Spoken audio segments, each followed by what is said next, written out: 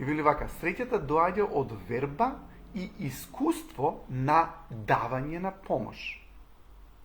И не постои брак се доколку и двајцата сопружници веруваат дека успешно обезбедуваат помош на другиот сопружник.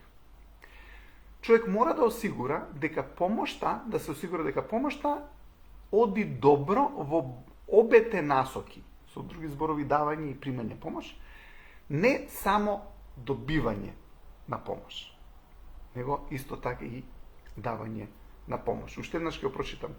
Среќата доаѓа од верба и искуство на давање на помош. И не постои брак, сем доколку двајцата сопружници не веруваат дека тие успешно обезбедуваат помош на нивниот сопружник, сопруг или сопруга.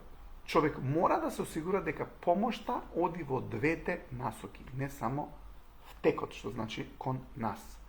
Да прими помош и така натаму, него мораме да ја дадеме помошта.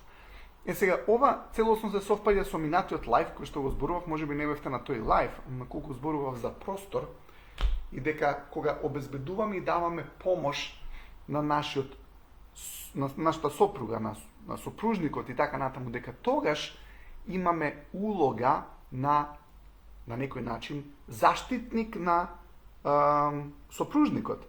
И она што го кажав е дека, гледате, секој еден човек, од мој искуство, секој еден човек може да влезе, сопругот треба да си е во својата машка енергија, жената треба да си биде во нејзината женска енергија. Но од мој искуство, може би ќе се согласите со мене, може нема да се согласите со мене. Сакам да кажам нешто што е интересно. Жена која што има машка енергија е појака од машката енергија на мажот. Ова е моје наблюдување. Жена у нејзина машка енергија е појака у мажот кој што може има машка енергија, ама жена ако влезе у машка енергија, мажот ќе отиде у неговата немашка енергија. Што значи дека и жената мора да прифати помош, како што и мажот треба да прифати помош. Жената треба да прифати сугестија, како што и мажот треба да прифати сугестија. Тука е комуникацијата, ама не можеме да имаме комуникација добра ако немаме примање и давање на помош. Затоа што гледате, и ако човекот не прими помош, сте виделе на човек кој што не прима помош дека не може да му искомуницирате ништо. Сега, затоа и помошта вели мора да е во две насоки, и давање на помош и примање на помош. Секако можеби некоја жена ќе рече, ама да, јас сум у машка енергија, поради тоа што ништо не фаќа по дома или ништо не прави или бла бла бла, ја морам се да правам. Можеби е така и не викам дека не е. Ама преку таа комуникација, преку разбирање, затоа што гледате, на почетокот на релациите, ќе земете некоја релација 6-7 месеци, тој оген на љубовта сам гори. Сам гори, нема потреба ништо да имате плюс. Тука е хемија, биологија, што све нема, и тој оген на љубовта гори сам. Но после 6, 7, 8 месец, година, дена, мора да ги имаме сите овие други работи за кои што збориме. Помош давање, помош прифаќање, внимание, почит, афинитет, грижа, да се гледа неговата фамилија, да се гледа нејзината фамилија. Он да ја гледа нејзината фамилија како негова, она да ја гледа неговата фамилија како нејзина. Например, да ви дадам пример. Сте виделе некојаш, можеби жената ги критикува сопствените родители. За никаде се вакви се, онакви се, бла бла бла бла бла. Мажов едва и дочекал, вика она критикува, чекај ја ќе ги искритикувам. Не, зашто ќе се наљути. Зашто? Затоа што тоа е дел од неа. Тоа е нејзиниот тим. Она може да ги критикува нејзините, ти не смеш да ги критикуваш нејзините. Ти можеш да ги критикуваш своите, она не треба да ги критикува твоите. И гледате, ако ти ги критикуваш твоите и она ги брани, ти си кон неа. Ако она ги критикува нејзините, ти ги браниш нејзините, она поише ќе те сака. Интересно? Поради тоа што гледате, ние сите доаѓаме на некој начин во релација со тоа. Има коментар, нема да го прочитам, коментар дека не верува во брак, во љубов и така натаму. И така не се согласувам. Ја верувам и во брак, верувам и во љубов, верувам во се ова што е добро, но мора човекот да се грижи за другата личност. и ако не се грижите за другата личност, ако не сте и пријател, нели? На англиски убаво се вика boyfriend, girlfriend. Boyfriend и girlfriend, што значи? Тоа значи пред се сме пријатели. И ако човекот го нема тој пријателски пристап, и ако нема таа изразена љубов како пријател, да сака да му помогне на другиот човек, тогаш ќе е проблем. Дал сите грешиме? Да. Ама, ја тоа сум го зборал, човек кога ќе увиди дека сгрешил, он може да се коригира, затоа што кога човекот сваќа дека греши, на него му се зголемува одговорност. Да сте виделе човек кој што никогаш не призема грешка, или човек кој што никогаш нема да прифати дека сгрешил, он секогаш ќе гледа другата страна како крива. Ама кога некој човек ќе увиди дека сгрешил, он веќе не ја гледа другата страна како крива, затоа што он ја обработил својата грешка и он сватил дека е крив. Човек кој што никад не е крив, тој никогаш нема да ја смени точката на гледиште кон околината и секогаш ќе ја гледа околината негативно. Но кога човекот работи на себе и кога ќе увиди работи, кај утнал, кај сгрешил, што не направил добро, му се менува точката на гледиште кон околината и му се зголемува одговорноста кон околината. И затоа е многу важно луѓето да согледаат каде оние утнале работата, зашто само така имаш контрола. Може би не си утнал работата, не викам дека си ја утнал. Но сакам да кажам, не мислам дека има човек што не ја утнал работата у животот.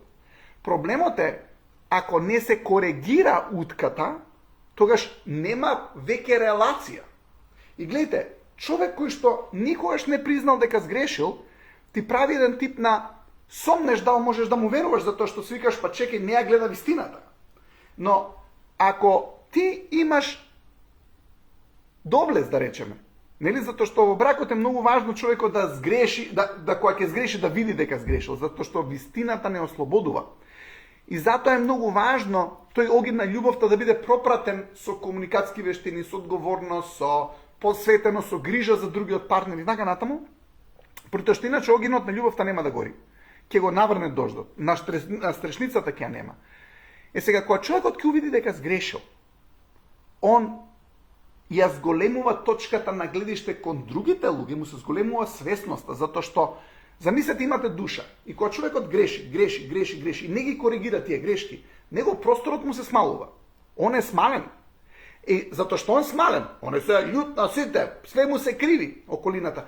И не може да ја види ширината на вистината на околината и на другите луѓе околу него, зашто он е све управо. Ја има еден цитат, човек на кој што сите му се криви, тој не е прав.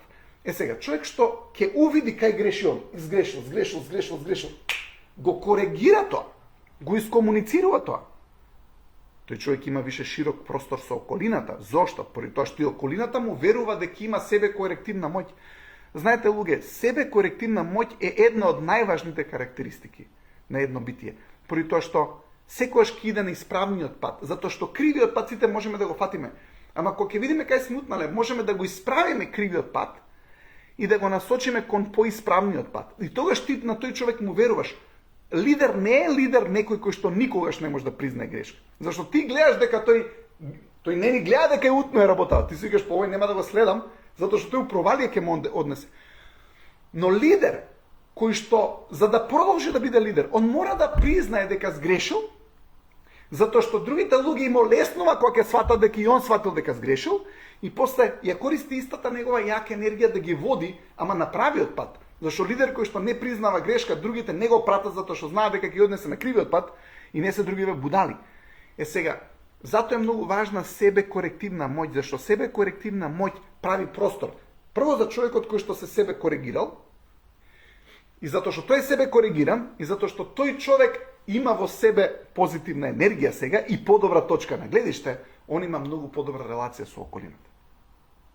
Така да, треба да признаеме кога сме сгрешиле, треба да се извиниме кога сме сгрешиле и за да може да продолжи огинот на љубовта да гори. Ви посакувам на сите да имате прекрасни сопружници, партнери кои што се грижат за вас, но и вие бидете тој кој што со пример ќе покаже како сакате тој да се однесува кон вас, затоа што вие бидете грижливи, вие бидете одговорни, вие инсистирате на комуникација, вие инсистирате на решавање на проблеми, затоа што кога имате комуникација и решавање на проблеми, врската секогаш ќе дојде на појако, повисоко ниво и на стрешницата која што ќе го штити огинот ќе биде само појака. Имете убав викенд, се гледаме понеделник. Чао!